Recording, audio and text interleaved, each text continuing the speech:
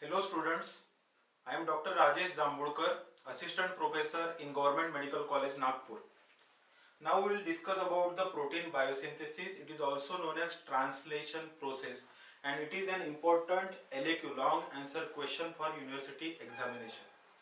We will discuss this topic, that is protein biosynthesis or translation, under the heading of definition of translation, then requirement, steps in the translation process, then inhibitors of the translation and various post-translational modifications.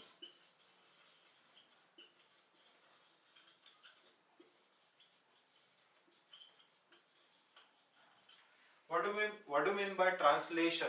It is a synthesis of polypeptide or protein by using the information which is present in the form of genetic codons on the RNA molecule.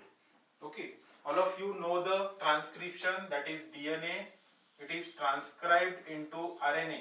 So DNA, this is transcribed into RNA, and the information on the DNA, it is present transcribed into RNA in the form of codons.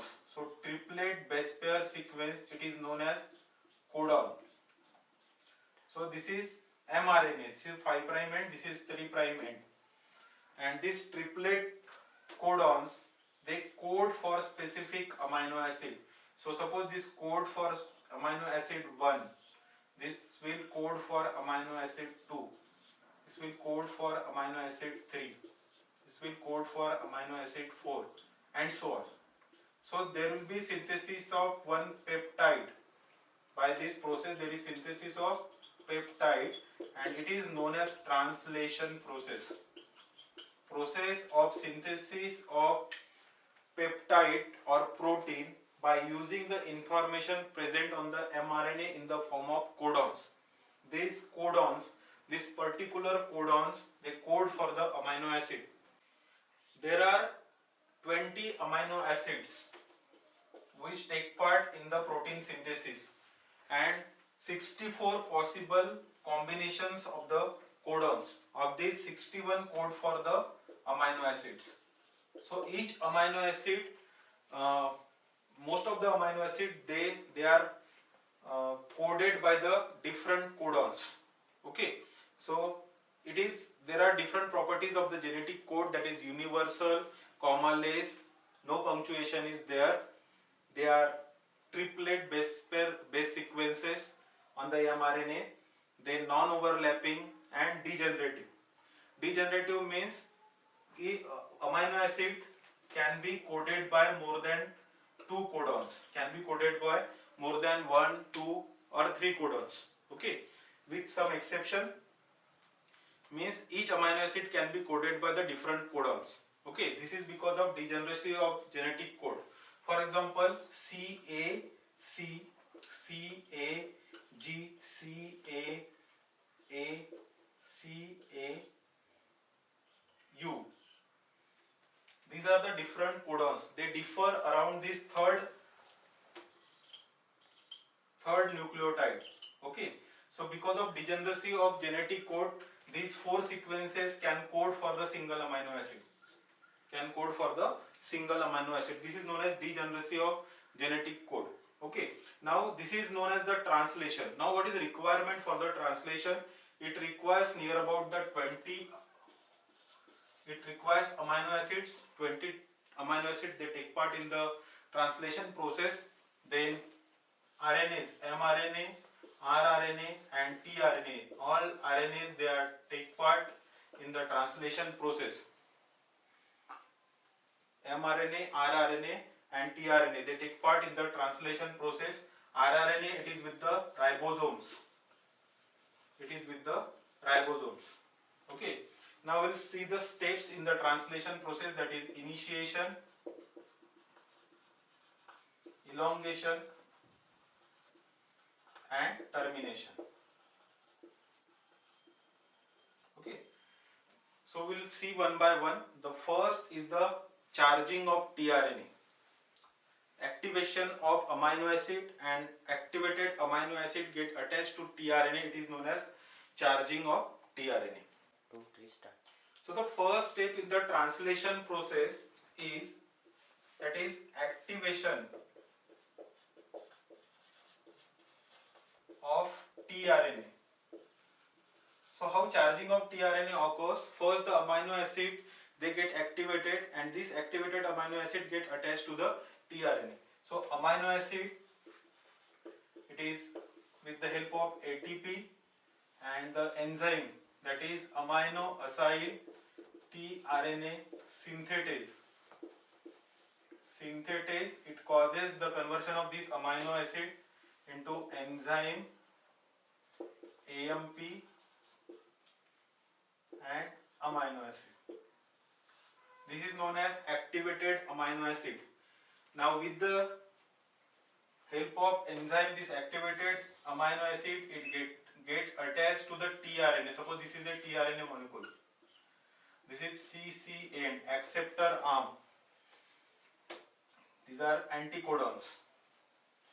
And with the help of DHU loop, this amino acyl tRNA synthetase can recognize the specific tRNA with the help of DHU loop, and this is the checkpoint in the translation process.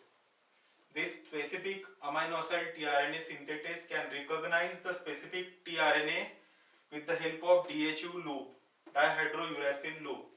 Now this activated amino acid get attached with this tRNA.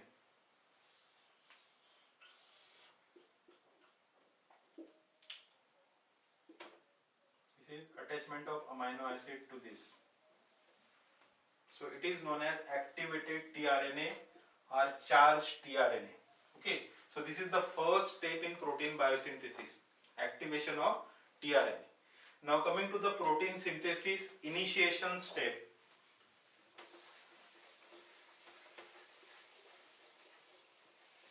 So in the initiation of protein synthesis,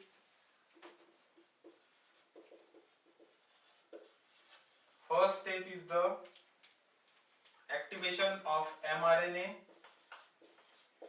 then ribosomal dissociation,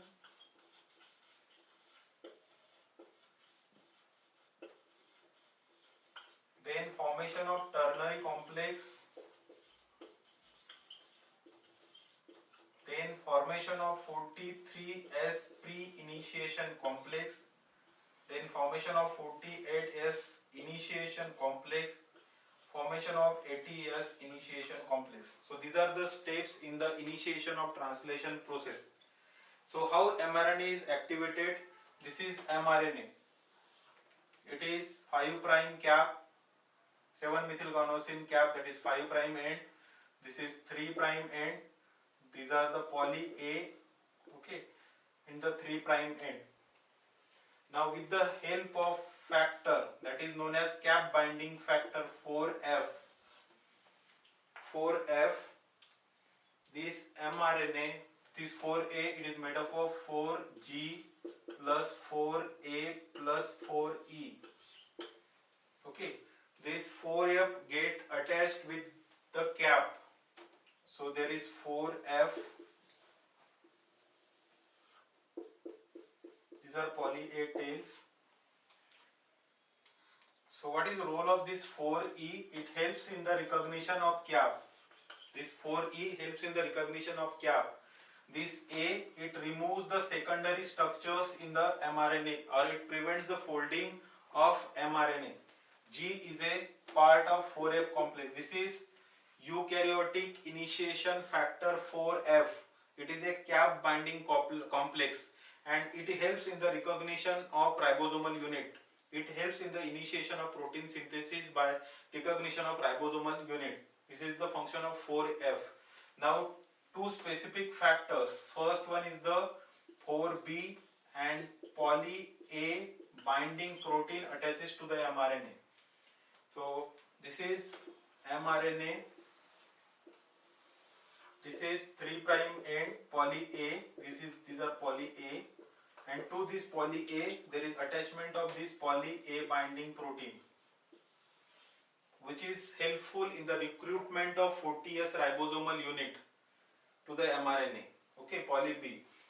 This poly A binding protein, and this eukaryotic initiation factor 4B binds with the mRNA and recognizes the AUG, which is a initiation codon for the protein synthesis. It helps in the recognition of AUG. So this is known as activated mRNA. Activated mRNA. This is known as activated mRNA. So this is the initiation. Now ribosomal dissociation occur. Now eukaryotic ribosome, it is made up of, it is 80 S unit. Eukaryotic ribosome, this is eukaryotic ribosome. This is 60 S ribosomal unit, this is 40 S ribosomal unit. It is known as 80 S ribosomal unit. S means Svedberg unit. It is Svedberg unit. Okay, so it is dissociate into 60S and 40S. So this 60S, it is made up of 28S ribosomal RNA,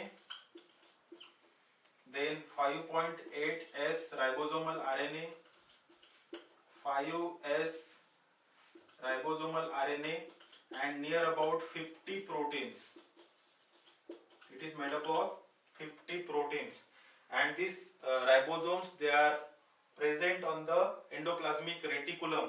The endoplasmic reticulum is studded with the ribosome. That's why it is known as rough endoplasmic reticulum.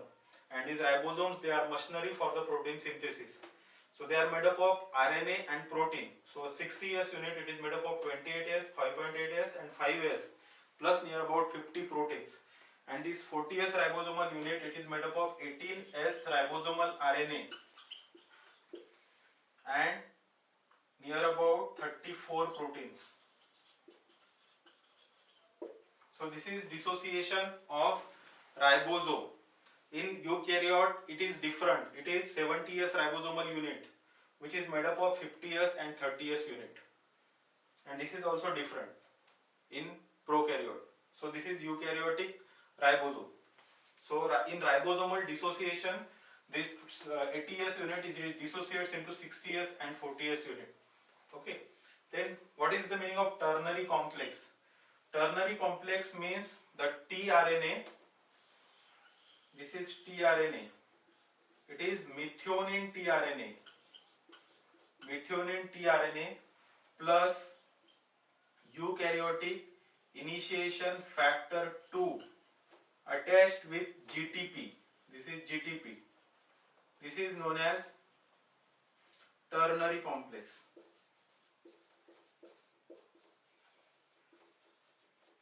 Now we have activated amino acid attached to the tRNA, means activated tRNA or charged tRNA. Then we have the matured mRNA, and we have the ribosomal dissociation. Okay. Now the synthesis of ribosome, synthesis of protein will occur via the initiation. So first step is ribosomal dissociation, in which this 80S ribosomal unit, it is dissociates into 40S and 60S. Now this 40S ribosomal unit, it is attached with the eukaryotic initiation factor 1 and eukaryotic initiation factor 3. This prevents the reassociation of these two factors. Now to this 40S ribosomal unit, there is attachment of ternary complex. There is attachment of ternary complex. This is 40S ribosomal unit. This is factor 1. This is factor 3. Now there is attachment of ternary complex. So this is the ternary complex. This is methionine tRNA factor 2 with GTP.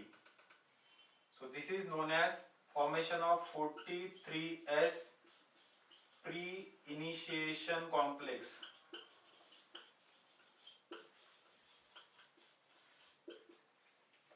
Now the activated mRNA will attach to this.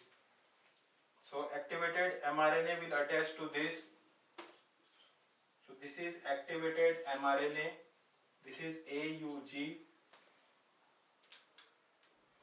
This is 40S ribosomal unit.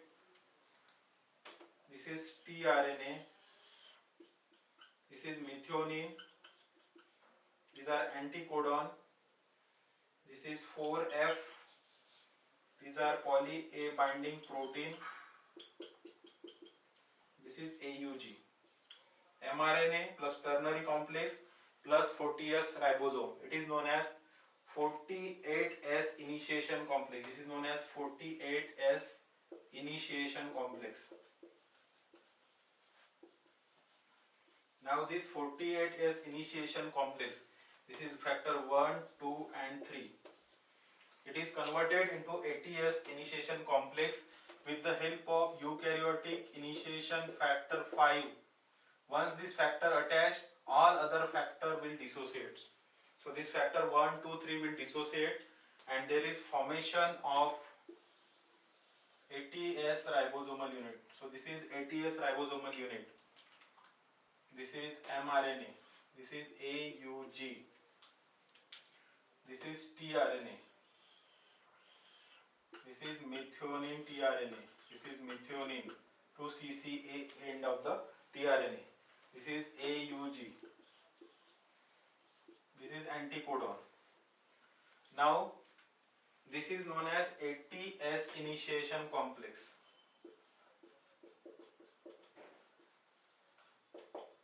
Okay. Now this 80S initiation complex will have two units, that is 40S, 60S. Then it have tRNA, mRNA. Okay. Now it is having the three sites. So this is the site for the new incoming tRNA. It is known as A site or amino acyl site. This is the peptidyl site. This site is known as the peptidyl site, while this site is known as the exit site. The new incoming tRNA will attach to A site. Then peptidyl, after the synthesis and ribosomal translocation, this peptide with peptide tRNA transferred to the P site, and then it is deacylated tRNA. It is exit from the E site. So this is the initiation of the translation process. Now in elongation, there are 4 steps in the elongation process.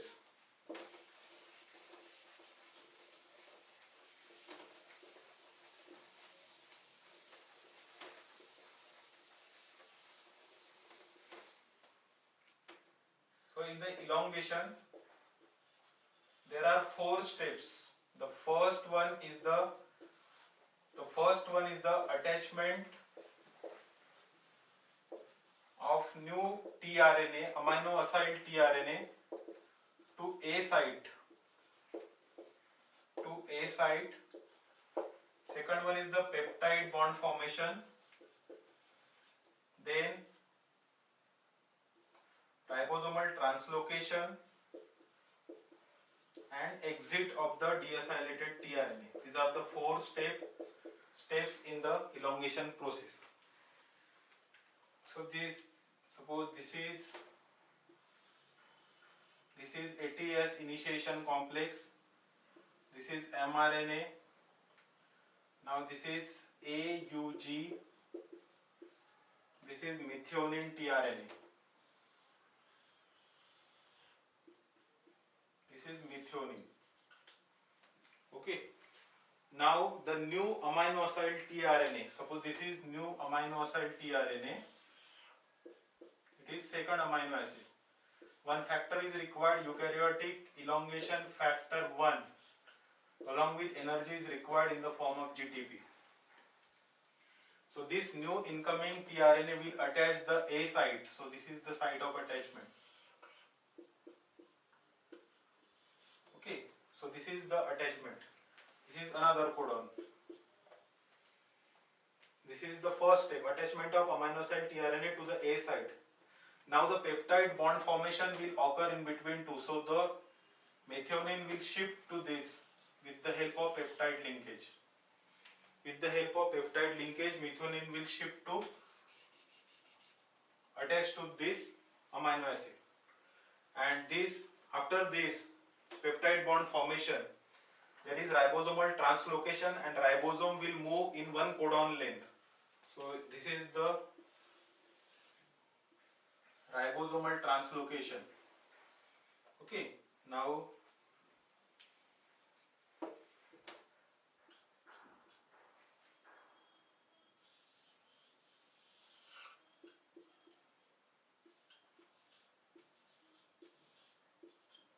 this is deacylated tRNA. So it is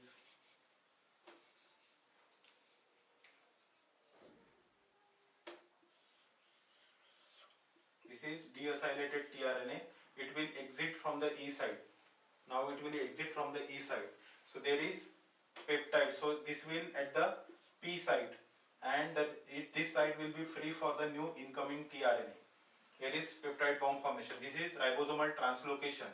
Ribosome will move in one codon length, and for this the factor is required, that is eukaryotic elongation factor 2 along with GTP is required. It provides the energy. In this way the chain will grow and peptide synthesis will occur.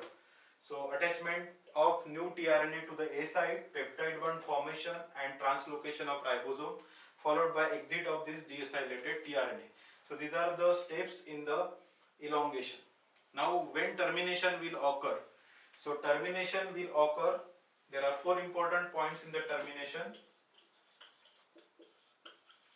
First one is the stop codons. There are 3 stop codons. When they encounter the stop codon, there is signal for the termination of translation process. So UAA, UGA and UAG, these are the stop codons. And this will recruit the release factor. So release factor 1 and release factor 3, they are important in eukaryotic termination. This release factor will causes the hydrolysis of peptide and release of peptide. Hydrolysis and release of peptide. And all factors will dissociate. All factor will dissociate in the termination process. So when they encounter a stop codon, that is suppose UAA, there is recruitment of release factor which is similar to that of the tRNA in structure. So release factor attachment is there, release factor 1.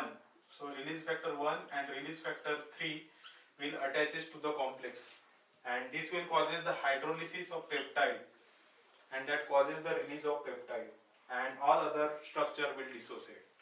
So this is how the translation will occur or protein synthesis will occur. Initiation, elongation, termination. In initiation, the activation of mRNA, formation of ternary complex, and through all process there is formation of ATS initiation complex.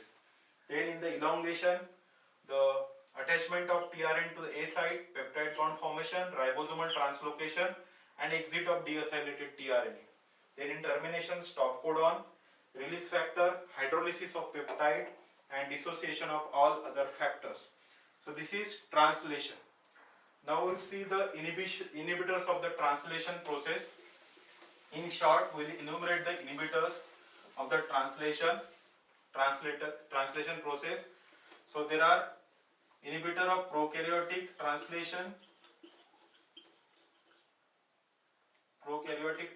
process, eukaryotic translation process, and inhibitor of both. So prokaryotic translation inhibitor, it includes tetracycline, doxycycline, then erythromycin, then chloramphenicol,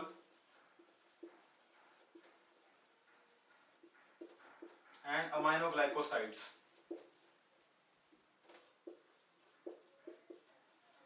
These are the inhibitor of prokaryotic translation. While diphtheria toxin, ricin and cycloheximide, these are the inhibitors of eukaryotic translation. And puromycin, which is structural analog of tyrosinyl tRNA, it inhibits the translation process in both eukaryote and prokaryote. So this is important MCQ. This topic is particularly important in entrance.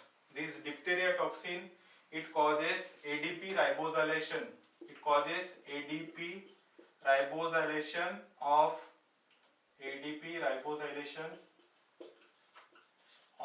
eukaryotic elongation factor 2, and it inhibits the translation process. While this ricin and cycloheximide, they are particularly bind to the 60th ribosomal unit and blocks the translation process. This tetracycline bind to the 30th ribosomal unit and prevent the attachment of amino acid tRNA to the A site.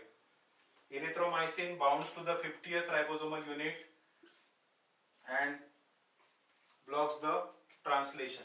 Chloramphenicol also bind with the 50th ribosomal unit and inhibit the translation process. Aminoglycosides, streptomycin, kanamycin, tobramycin, gentamicin, neomycin, these drugs bind to the 30th ribosomal unit and alter the reading frame of the mRNA and blocks the translation process. So these are the inhibitors of the translation. While in the post-translational modification, to become the active, these peptide after synthesis will become the active by the post-translational modifications. So we will enumerate the post-translational modifications. So it includes the post-translational modifications or changes in the protein which is synthesized in the translation process. It includes proteolysis.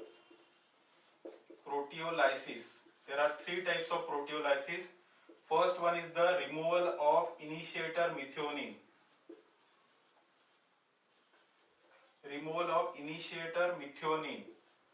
Second one is the activation of latent proteins.